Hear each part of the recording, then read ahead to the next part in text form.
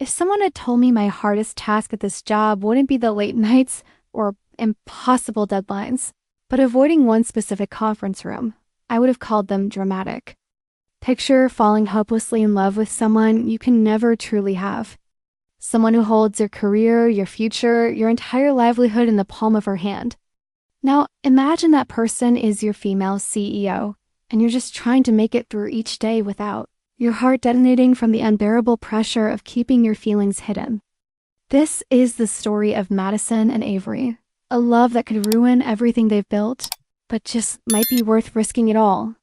Before we begin, don't forget to subscribe and tap the notification bell so you never miss an episode of Stories That Matter. The elevator glided soundlessly toward the 39th floor. Inside, I gripped my laptop bag like it was armor, fully aware that in a few short minutes, I'd be face to face with the woman who haunted every thought, every dream, every sleepless night. My name is Madison Reed, and this is the story of how loving someone almost cost me my entire career. It started like any other Tuesday morning in downtown Crestfield. The Summit Point Tower stretched endlessly above us, housing the tech company where I'd spent the last 3 years climbing from junior analyst to senior project manager. But today felt different. Today felt dangerous. I sat at my desk, fingers hovering over my keyboard, staring at the email notification that made my stomach twist into knots. Mandatory leadership meeting. All department heads, conference room A, 4 p.m., the sender's name blazed across my screen like a warning. Avery Tan, CEO. My heart hammered against my ribs. Avery. Even her name sent electricity shooting through my veins. 3 months. 3 months since I'd been in the same room as her. 3 months of carefully orchestrated avoidance. Of taking stairs instead of elevators. Of timing my lunch breaks around her schedule. 3 months of pure exhausting torture. My phone buzzed.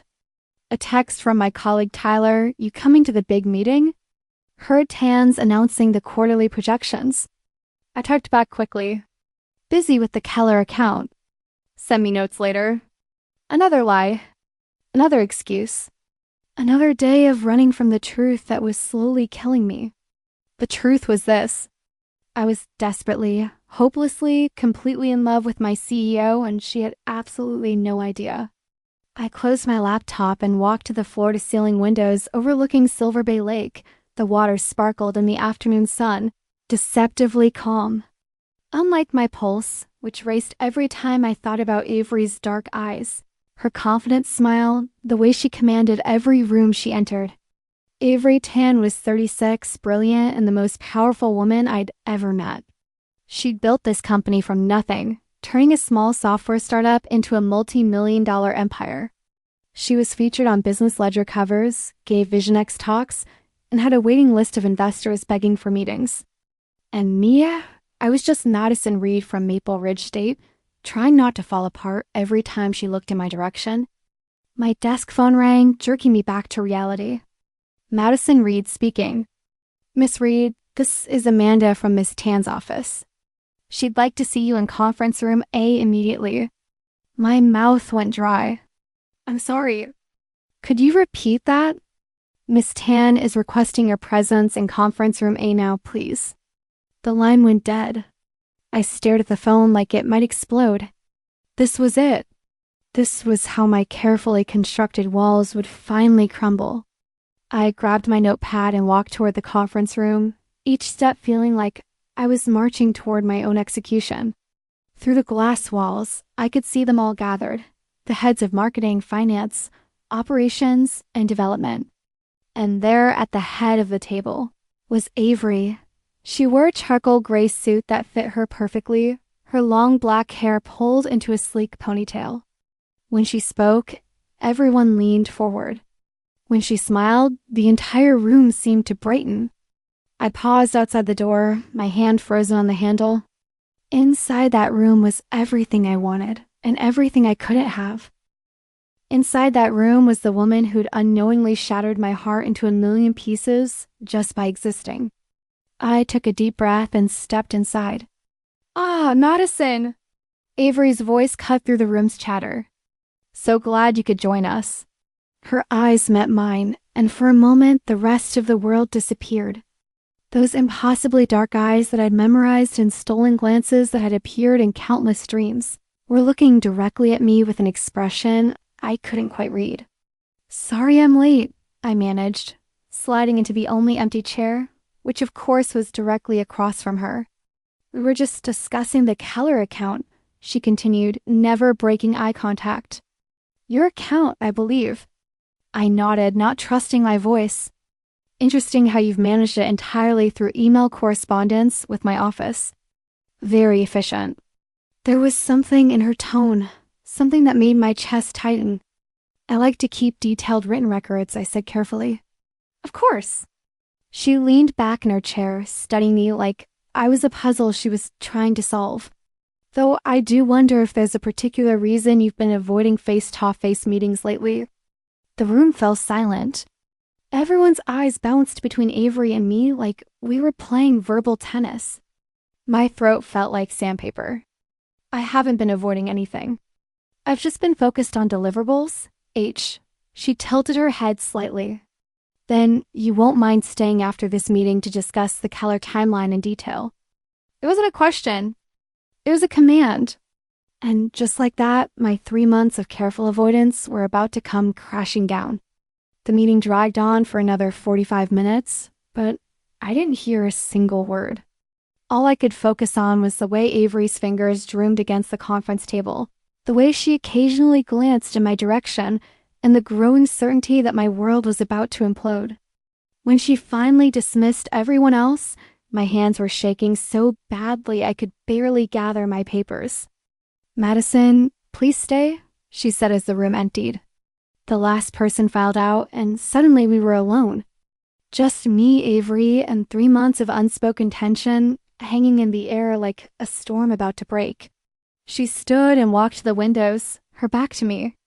"Tell me about Keller." I fumbled through my notes, my voice barely steady. "We're ahead of schedule. Deliverables are on track. Client satisfaction is at 92%. Impressive." She turned around, leaning against the window frame. "All accomplished through email, apparently." "Email is efficient." Cut the Madison. The words hit me like a slap. Avery never cursed in meetings, never lost her composure, never looked at anyone the way she was looking at me right now. Like she could see straight through every lie I'd ever told.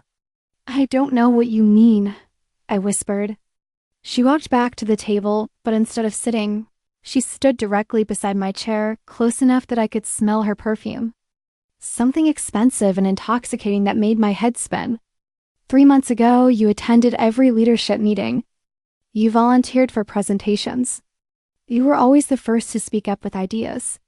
Her voice was quiet, dangerous. "Now you communicate exclusively through intermediaries. You take the stairs instead of the elevator. You eat lunch at your desk instead of the executive dining room." My heart was pounding so hard I was sure she could hear it. "So, I'll ask you again," she continued. "What happened 3 months ago?" I stared at my hands, unable to meet her gaze. "Nothing happened really because 3 months ago was when we had that late meeting about the Dalton project. Just you and me staying here until midnight, ordering Thai food, talking about our college dreams and where we wanted our careers to go." Her voice grew softer. "That was the night you told me about your ex-girlfriend from Maple Ridge State." Oh God. That night? The night everything shifted. I could recall every detail. How the office lights automatically dimmed after hours. How Avery had taken her hair down from its usual tight ponytail. How she'd listened, truly listened, when I opened up about Emma and the mess of a breakup that had gutted me.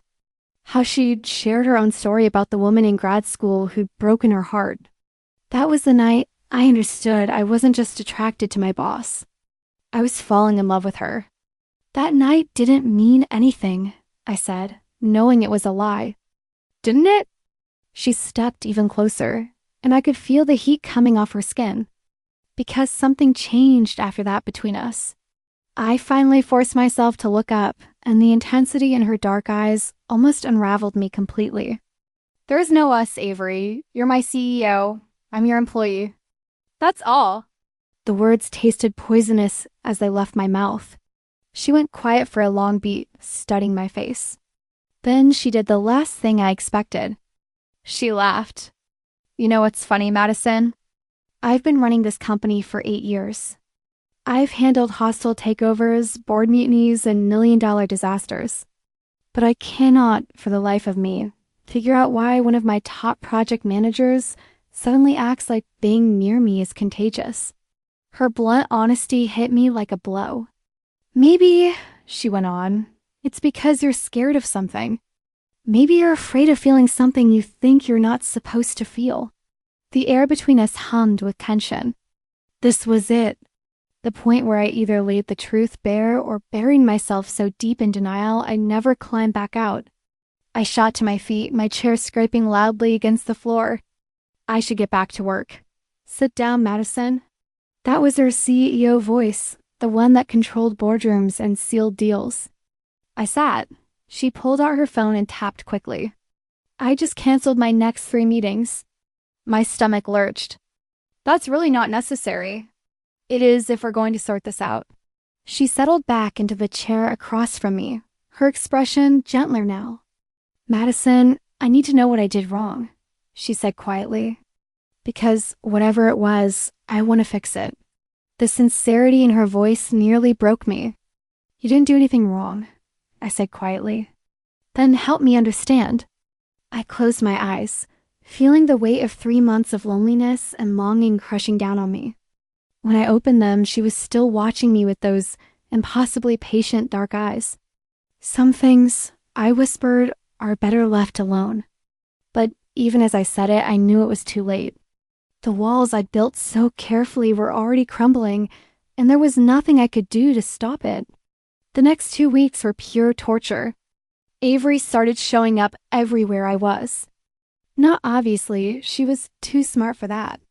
But I'd catch her in the break room when I grabbed coffee or walking past my desk just a little too often, or lingering after staff meetings to ask innocent questions about my projects. Each encounter left me more afraid than the last. You look tired, my friend Lena observed over lunch in the building's cafeteria. Are you sleeping? I'm fine, I lied, pushing salad around my plate. The truth was, I was surviving on 3 hours of sleep and pure adrenaline. Every night I lay awake replaying conversations with Avery, analyzing every word, every glance, every moment when her fingers had accidentally brushed Mindassing documents. You're not fine. You look like you've been hit by a truck. Lena leaned forward, lowering her voice. Is this about Tan? I nearly choked on my water. What? Come on, Maddie. Everyone's noticed the weird tension between you two. Tyler thinks you're gunning for her job. Chloe from accounting thinks you're having an affair. If only they knew how close to the truth Chloe was. At least in my fantasies. That's ridiculous. I managed. Is it? Because yesterday I saw her watching you present the Keller update, and she looked like she wanted to either fire you or what. Lena grinned wickedly or eat you alive. I stood up so fast I nearly knocked over my chair. I have to go. Maddie, wait. But I was already walking away, my heart hammering in my chest. Was it that obvious? Could everyone see what I was desperately trying to hide? I spent the afternoon buried in spreadsheets, trying to lose myself in numbers and timelines. But around 5:30, my concentration was shattered by a knock on my office door. Come in, I called without looking up. Working late again. Avery's voice made me freeze. I forced myself to look up, and there she was, leaning against my doorframe like she owned the place, which technically she did. Just finishing up the Keller quarterly report, I said, hoping my voice sounded steadier than I felt. She stepped into my office and closed the door behind her. The click of the latch seemed to echo through my entire body. We need to talk about what? About the fact that you practically ran away from me in the cafeteria today? I hadn't realized she'd seen that. I wasn't running away. I had work to do. She walked to my desk and sat in the chair across from me, just like she had in the conference room 2 weeks ago. Madison, I'm going to ask you a direct question, and I want a direct answer. My mouth went dry. Okay. Are you looking for another job? The question caught me completely off guard. What? No. Why would you think that? Because you're acting like someone who's trying to distance themselves before making an exit. You're avoiding me, avoiding meetings, keeping everything strictly professional. Her dark eyes searched my face. If you're unhappy here, if I've done something to make you uncomfortable, I need to know. The sincerity in her voice was almost unbearable. I'm not looking for another job, I said quietly. Then what is it? Because this, she gestured between us. This isn't sustainable. You're one of my best project managers, and I can't afford to lose you. More importantly, I don't want to lose you. The last sentence hit me like a lightning bolt. You won't lose me, I whispered. Won't I?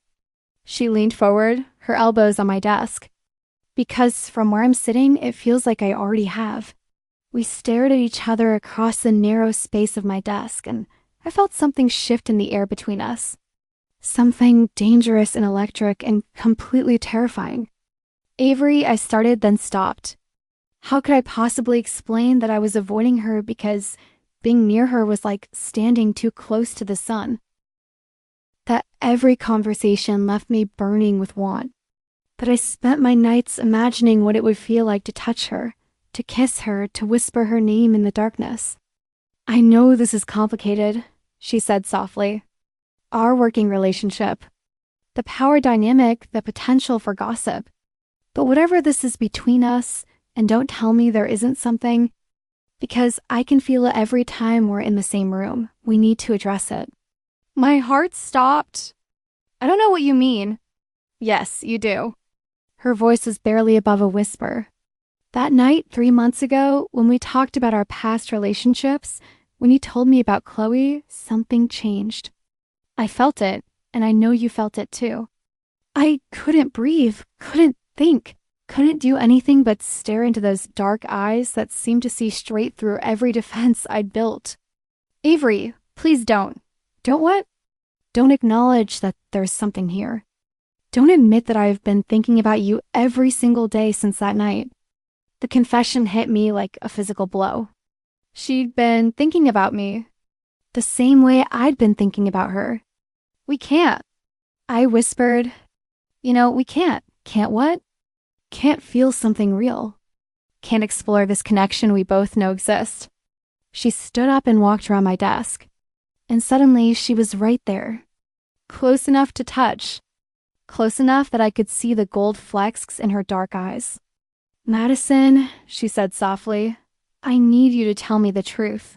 Not as your CEO, but as a woman who's been losing her mind trying to figure out why the most interesting person she's met in years is suddenly treating her like a stranger. This was it.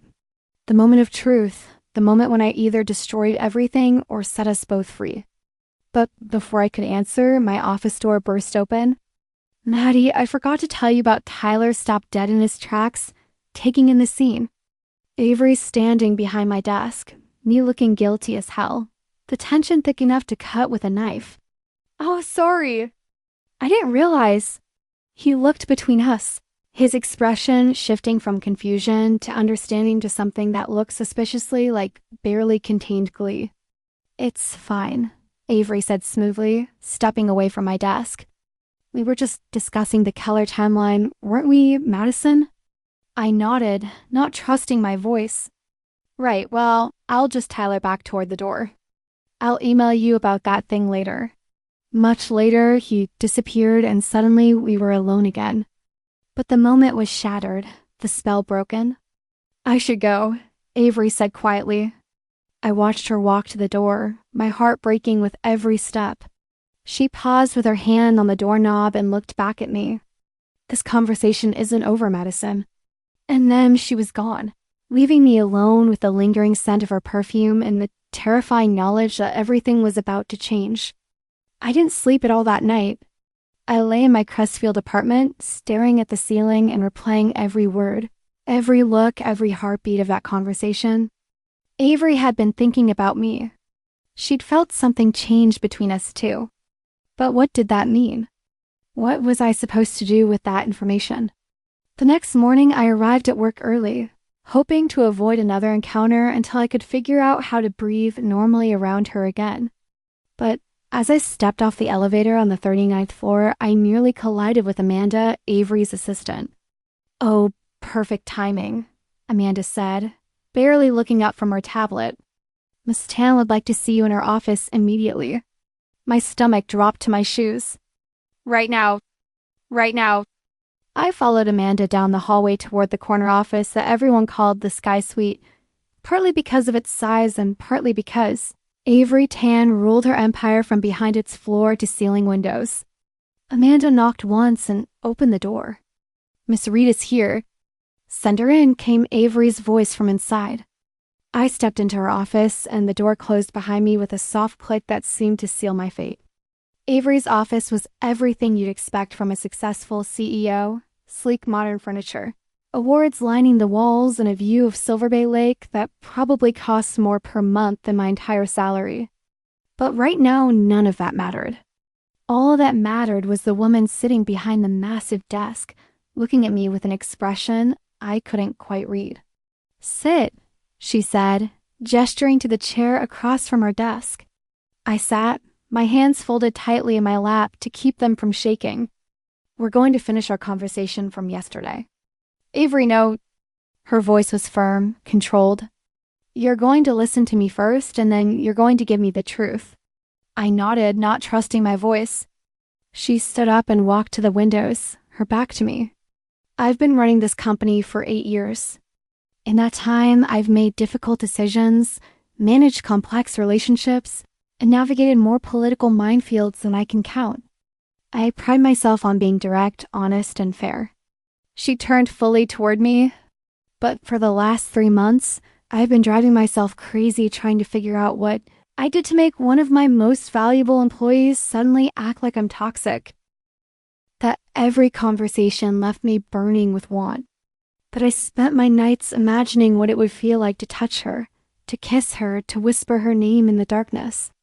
"I know this is complicated," she said softly. "Our working relationship, the power dynamic, the potential for gossip. But whatever this is between us, and don't tell me there isn't something, because I can feel it every time we're in the same room. We need to address it." My heart stopped. "I don't know what you mean." "Yes, you do." Her voice was barely above a whisper. "That night 3 months ago, when we talked about our past relationships, when you told me about Chloe, something changed. I felt it, and I know you felt it too. I couldn't breathe, couldn't think, couldn't do anything but stare into those dark eyes that seemed to see straight through every defense I'd built. Avery, please don't. Don't what? Don't acknowledge that there's something here. Don't admit that I've been thinking about you every single day since that night." The confession hit me like a physical blow. She'd been thinking about me, the same way I'd been thinking about her. "We can't." I whispered, "We can't." "Can't what?" "Can't feel something real. Can't explore this connection we both know exists."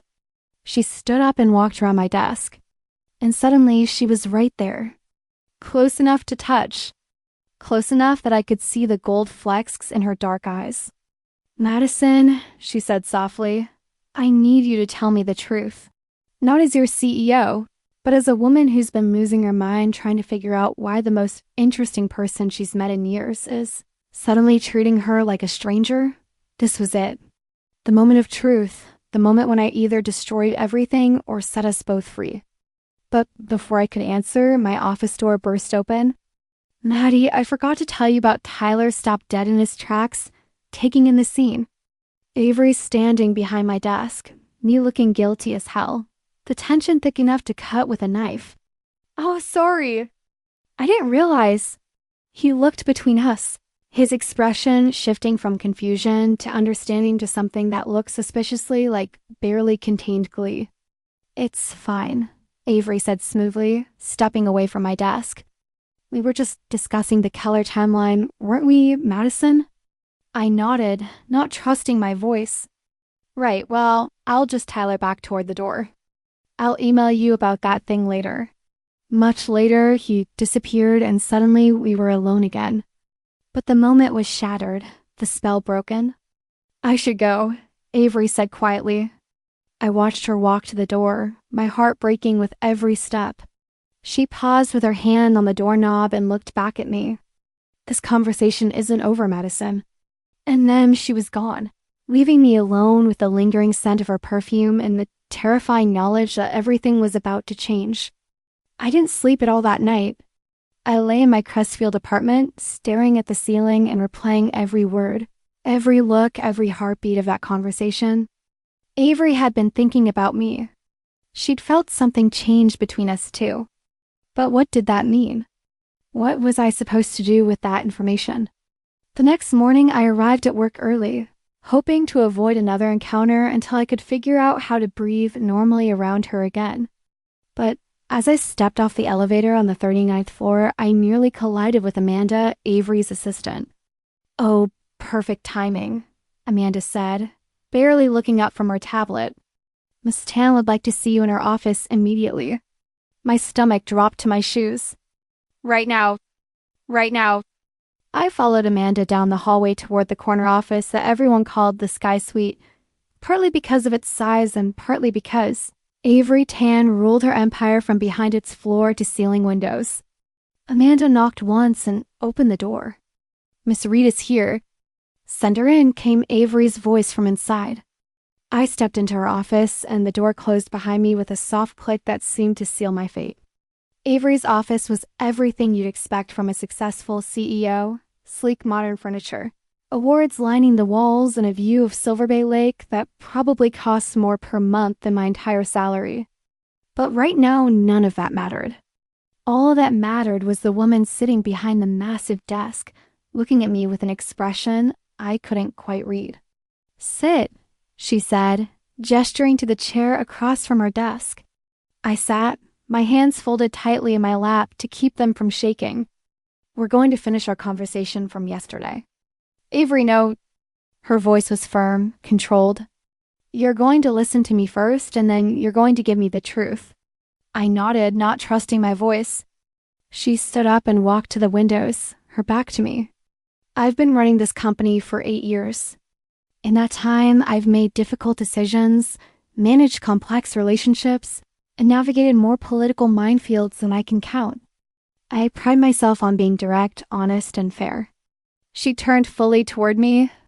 "But for the last 3 months, I've been driving myself crazy trying to figure out what I did to make one of my most valuable employees suddenly act like I'm toxic."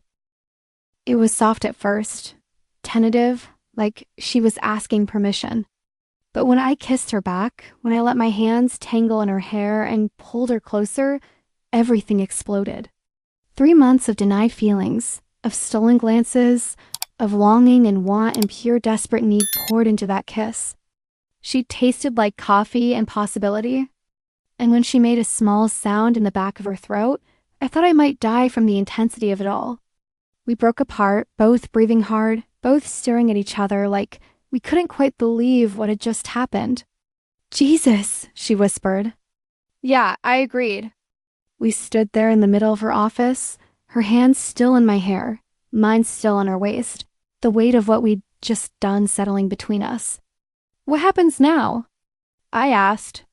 She smiled, the first real smile I'd seen from her in 3 months. "Now we figure it out." The kiss changed everything and nothing all at once. For the rest of that week, we maintained perfect professionalism during the day. Avery was CEO Tan in meetings, and I was Ms. Reed with quarterly reports. But the air between us crackled with awareness, with stolen glances and barely contained electricity that made it hard to focus on anything else. The real conversations happened after hours. "We can't do this during work hours," Avery said on Wednesday evening as we walked through Harborview Park after leaving the office separately. "Too many people watching, too much at stake." I know, I agreed, even though part of me wanted to tell the whole world. HR would have a field day. She laughed. But there was tension in it. HR would be the least of our problems. The board, the investors, the media? If this got out the wrong way, it could destroy everything I've built. The weight of that reality settled between us like a stone. "Maybe we should slow down," I said quietly. Think about this more carefully. Is that what you want? She stopped walking and turned to face me. To slow down. The setting sun caught the gold in her dark eyes, and I felt my resolve crumble completely. No, I whispered. I want the opposite of slowing down. She smiled and took my hand, our fingers intertwining as we continued walking. Good, because I've waited 8 years to feel this way about someone, and I'm not giving up without a fight. But fights, as it turned out, were exactly what we got. The following Monday brought our first real crisis. Tyler cornered me in the break room with a knowing smirk that made my stomach clench. So, he said, stirring his coffee with exaggerated casualness, how long have you and Tam been hooking up? I nearly dropped my mug. Excuse me, come on, Maddie. Friday evening, I saw you two leaving the building together. Different exits, but same direction. And you've been walking around here with this glow that's either new love or really good vitamins. We're not I started, then stopped. How could I possibly explain the complexity of what Avery and I were trying to navigate? Look, Tyler said, his voice dropping to a whisper. I think it's great. Tan's been wound tighter than a spring since I've known her, and you've been miserable for months. But you need to be careful. Careful how? Chloe from accounting isn't the only one who's noticed the weird tension between you two. And if the wrong person starts putting pieces together, he didn't need to finish. I knew exactly what he meant. That evening I called Avery from my apartment, panic making my voice tight. We have a problem. I said as soon as she answered, what kind of problem? I told her about Tyler's conversation, about the gossip, about the growing awareness that something was different between us. The silence on the other end of the line stretched uncomfortably long. Avery, are you there? I'm here, she said finally. I'm just processing. Maybe Tyler's right. Maybe we need to be more careful. Or maybe we need to don't, she interrupted. Don't say we need to stop. Don't say this is too complicated. But it is complicated. Your career, my career, the company, Madison, her voice was firm. Can you honestly tell me you want to go back to the way things were 3 months ago? Can you honestly say you want to spend the rest of your life wondering what might have been? I closed my eyes, thinking about those horrible months of avoidance, of lying awake at night aching with want, of watching her from across conference rooms, and feeling my heart break a little more each day. No, I whispered. I can't. Then we figure it out together. But figuring it out proved harder than either of us had anticipated. The next few weeks brought a series of challenges that tested every boundary we tried to establish. A late-night project deadline that had us working alone in her office until 2 a.m., the tension so thick we could barely function. A business dinner where we had to sit across from each other and pretend. We weren't imagining what it would be like to touch each other's hands across the table.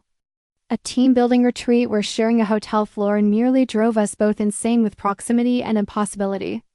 Through it all, we maintained our professional facades during business hours. But the strain was beginning to show. You look exhausted, Lena observed over lunch.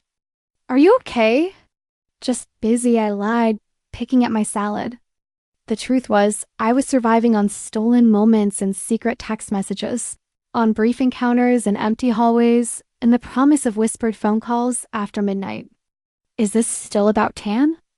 Because whatever weird dynamic you two have going on, it's affecting your work. That hit me like a slap. What do you mean? I mean, you've been distracted for weeks. You missed 3 deadlines last month. You seemed to zone out during meetings. And yesterday, I caught you staring at nothing for 10 minutes straight. I felt sick. Was I really that obvious? Was I really letting my feelings affect my performance? That evening, I brought up Lena's observations to Avery during one of our clandestine phone calls. She's right, I said miserably. I can barely focus anymore. All I think about is you and when I'll see you next and how we're going to make this work. I'm becoming exactly the kind of employee I never wanted to be. You're not. I am. And you must have noticed too. My presentations have been sloppy. My reports are late. I can barely string together coherent sentences when you're in the room. Avery was quiet for a long moment. "You're right," she said finally. "Something has to change." My heart sank. "You want to end this?" "No," she said firmly. "I want to fix this, but not the way you think." "What do you mean?" "I mean, I've been thinking about this from every angle, and I think I've found a solution." "But you're not going to like it." "Tell me." "I want to restructure your position, move you to a different department under different management, remove the direct reporting relationship between us." I felt like she punched me in the stomach. "You want to demote me?" "I want to protect you and us and make it possible for us to explore this without compromising either of our careers. Avery, I've worked 3 years to get where I am. It wouldn't be a demotion. Same salary, same level of responsibility, just a different reporting structure. You'd be heading up the new client relations division." I was quiet, processing the implications. "Think about it," she continued. "No more pretending during meetings. No more avoiding each other. No more lying to HR about why we're both working late. And no more working together directly," I said quietly. "No, but also no more watching you torture yourself trying to be professional when all either of us wants is to be together." I closed my eyes, feeling the weight of the decision settling on my shoulders. "I need time to think about it," I said finally. "Of course, take all the time you need." But as I hung up the phone, I realized that time might be the one thing we didn't have. I spent 3 sleepless nights thinking about Avery's proposal. On one hand, the restructuring made perfect sense. It would eliminate the ethical complications, the power dynamic issues, and the constant stress of hiding our feelings during work hours. It would give us the freedom to explore whatever this was between us without risking either of our careers. On the other hand, it felt like giving up everything I've worked for. I clawed my way up from junior analyst to senior project manager through pure determination and countless late nights. The Keller account was my baby, my proof that I could handle major clients and complex negotiations. Moving to a new department felt like starting over, like admitting that my feelings were more important than my professional ambitions. But Thursday evening, everything changed. I was working late, trying to catch up on the projects I'd been neglecting, when I heard a knock on my office door. "Come in," I called, expecting to see the cleaning crew. Instead, Avery appeared in my doorway, looking more exhausted than I'd ever seen her. "What are you still doing here?" she asked, closing the door behind her. "Trying to fix the mess I've made of my workload," I said honestly. Lena was right. I've been completely distracted. Avery walked to my desk and sat in the chair across from me, the same chair where this had all started weeks ago. "I've been thinking about our conversation," she said, "about the restructuring." "So have I," and I looked at her tired face, at the dark circles under her eyes, at the way her usually perfect hair was slightly mused, like she'd been running her hands through it. "You look terrible," I said softly. She laughed, but there was no humor in it. "Thanks. Very flattering." "I'm serious." "When's the last time you slept or ate a real meal or did anything that wasn't work-related?" I could ask you the same question. We stared at each other across my desk, and I realized that we were both falling apart. This thing between us, this love that we'd finally acknowledged, was slowly destroying us from the inside out. "This is insane," I whispered. "Which part?" "All of it." The sneaking around, the constant stress, the way we're both becoming shadows of ourselves. I stood up and walked to the window, looking out at the Crestfield skyline. Maybe we should just end this before it gets worse. I heard her chair scrape against the floor, heard her footsteps crossing my office. Then she was behind me, her hands on my shoulders. "Is that what you want?" she asked quietly. "I want to be able to sleep at night. I want to be able to focus on my work. I want to stop feeling like I'm lying to everyone I care about." That's not what I asked. I turned around and found myself trapped between her body and the window. Exactly like that day in her office when everything had started. "What I want," I said, looking into her dark eyes, "is impossible." "What do you want, Madison?" "I want to wake up next to you. I want to hold your hand in public. I want to take you to dinner and not care who sees us. I want to be able to tell Lena that I'm in love with the most incredible woman I've ever met instead of pretending I'm fine when I'm falling apart. Then take the restructuring, Avery. Take the restructuring, she repeated, her hands moving to cut my face. Let me remove the barriers between us. Let me make it possible for us to have what we both want. What if it doesn't work? What if the new position is a disaster? What if it's perfect? She interrupted.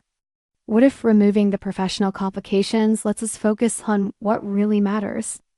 I stared into her eyes, seeing hope and fear and love all mixed together. The client relations division, I said slowly. What would that actually involve? External partnerships, new business development, client retention strategies. Everything you're already great at, just with different clients. And you wouldn't be my direct supervisor? No, you report to Ryan in business development, but we'd still work for the same company, still collaborate on projects, still see each other every day, just without the ethical complications. Just without the ethical complications, she confirmed. I thought about the Keller account, about the 3 years I'd spent building my reputation in project management. Then I thought about the past 3 months of misery, of hiding and pretending and slowly dying inside. Okay, I whispered. Okay, yes, I'll take the restructuring. The smile that spread across her face was like sunrise after the longest night of my life. Really? Really? But I have conditions. Name them. First, I want it to be a legitimate promotion, not just a lateral move to make room for our personal relationship. I've worked too hard to have people think I'm sleeping my way to the top. Done. The salary increase is already budgeted. Second, I want to finish the Keller account. I'm not abandoning my clients. Of course. And third, I stuck closer until there was barely any space between us. After the restructuring is official, after there's no more conflict of interest, I want our first official date to be somewhere public. Somewhere we don't have to hide. Where? She asked, her voice barely above a whisper. That little Italian place on Willow Street. The one with the outdoor patio and the terrible jazz music. Terrible jazz music. The worst. But the pasta is incredible, and I've been wanting to take you there for months. She laughed, and this time it was real, bright, and full of joy. It's a date, she said. And then she kissed me right there in my office with the door closed and the city lights twinkling beyond the windows. It was soft and sweet and full of promise. The kind of kiss that felt like a beginning instead of an ending. When we broke apart, both of us smiling, I realized that for the first time in months, I felt like I could breathe again. So, what happens now? I asked. Now I talked to HR about the restructuring. Now we do this right. She tucked a strand of hair behind my ear. And now we stop pretending that what we feel isn't real. I leaned into her touch, feeling the last of my resistance crumble away. I love you, I said, because it felt important to say it here in this office where it had all started, where we'd both been so afraid to admit the truth. I love you too, she replied. And I'm done being afraid of that. As we stood there together, holding each other in the quiet of my office, I realized that sometimes the most courageous thing you can do isn't to keep fighting the inevitable. Sometimes the most courageous thing you can do is finally stop fighting and let yourself fall. 6 months later, I'm sitting across from Avery at that terrible Italian restaurant on Willow Street, watching her laugh at something the waiter just said, and I can barely remember what my life was like before this. The restructuring went smoother than either of us had expected. HR was surprisingly accommodating. Apparently, they'd been waiting for someone to head up the client relations division for months. My new team is small but efficient, and I've already secured 3 major new partnerships that have everyone buzzing about the strategic restructuring that made it all possible. Best of all, I sleep through the night now. You're staring, Avery says, reaching across the table to take my hand. I'm appreciating, I correct, intertwining our fingers. There's a difference. She's wearing a blue dress that brings out the gold in her dark eyes, and her hair is loose around her shoulders instead of pulled back in its usual professional ponytail. She looks relaxed, happy, younger somehow. How is your meeting with the Keller people? She asks. productive. They want to extend the contract for another year. That's fantastic. It is. And the best part is I can actually focus during client meetings now instead of wondering when I'll see you next. She smiles. How was work today in general? Good, challenging, normal. I pause. It's amazing how much easier everything is when you're not constantly pretending to feel something you don't feel, or pretending not to feel something you do feel. She adds, exactly. The waiter brings our pasta. Terrible jazz music playing in the background, exactly as promised. And we fall into the comfortable rhythm we've developed over the past few months. We talk about work, about the new client I'm courting, about her upcoming presentation to the board of directors. But we also talk about other things. The book she's reading, the art exhibition I want to see this weekend, her sister's wedding next month that I'll be attending as her official +1. It's so normal, so beautifully ordinary that sometimes I have to remind myself how extraordinary it really is. I have news, Avery says as we're finishing dessert. Good news or bad news? Good news. Great news, actually. She leans forward conspiratorially. Business Ledger wants to do a feature on the company, specifically on how our recent restructuring and new client relations strategy has driven growth. I nearly choke on my tiramisu. They want to interview us, both of us, together as the CEO and head of client relations who've revolutionized our approach to business development. That's incredible. It gets better. They also want to include a sidebar about innovative workplace policies and employee satisfaction. Apparently, our retention rates and productivity metrics have been off the charts since the restructuring. I look at her, this brilliant, beautiful woman who risked everything to make our relationship possible. And I feel my heart swell with pride and love and gratitude. You know what the best part is? Avery asks. I smile, what? In 6 months, when that article is published, everyone will gush about how the restructuring boosted efficiency, client satisfaction, and company culture, she says. But none of them will know the real reason it happened, that it all started because my CEO asked why I was dodging her meetings. And I was reckless enough to tell her the truth. Avery laughs, the sound drifting across the restaurant patio. Reckless enough or just plain crazy? Both, I say. She catches the server's eye and signals for the check. And as we wait, my mind drifts back to that night in my office when she'd looked me straight in the eye and asked what I wanted. I told her I wanted the impossible. To wake up next to her, to hold her hand in public, to tell people I was in love with her. None of it seems impossible anymore. Ready to go? She asks, ready? We walk out of the restaurant hand in hand, past the other diners who don't give us a second glance, past the street musicians and the evening crowds. Just 2 women in love heading home together. Your place or mine? Avery asks as we reach the corner where we usually part ways. Her toward her Lincoln Park condo. Me toward my apartment in West Bank District. Mine, I say. I have better coffee. You have terrible coffee. But you also have that reading nook by the window that I love. The one where you fell asleep during that documentary about sustainable farming. I wasn't asleep. I was resting my eyes. I laugh and pull her closer as we wait for the light to change. I love you, I say, because I can say it now, here, anywhere, anytime I want. I love you too, she replies and kisses me softly under the street lights. As we cross the street together, I think about that scared, exhausted woman who used to avoid elevator rides and skip meetings just to protect her heart. She seems like a stranger now, someone from another life entirely. Because this is what I've learned. Sometimes the most terrifying thing you can do is also the most necessary. Sometimes admitting you're in love with someone, even when it's complicated, even when it's risky, even when it could change everything, is the only way to save yourself. And sometimes, if you're very lucky, the person you love will be brave enough to love you back. We reach my building, and as Avery follows me up the stairs to my apartment, I realize I've stopped counting the days since this all began. I've stopped calculating the risks and the complications and the potential consequences. Instead, I'm looking forward to tomorrow's client meeting that Avery will attend as an observer, to the weekend trip we're planning to Maple Ridge State so she can meet my parents, to the business ledger interview that will make us both nervous and proud, to all the ordinary, extraordinary days that stretch ahead of us. Coffee? As we enter my apartment, please.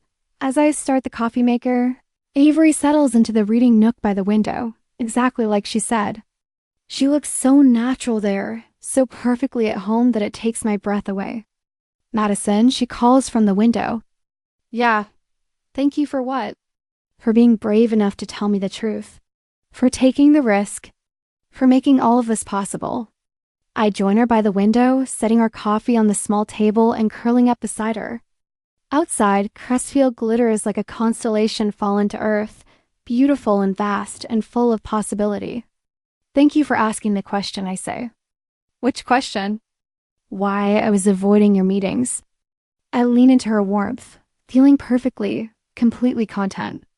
Because pretending I didn't love you really was exhausting.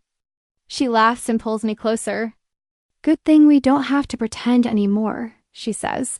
And as we sit there side by side, watching the city lights glitter beyond the glass, I know she's completely right. We don't have to pretend.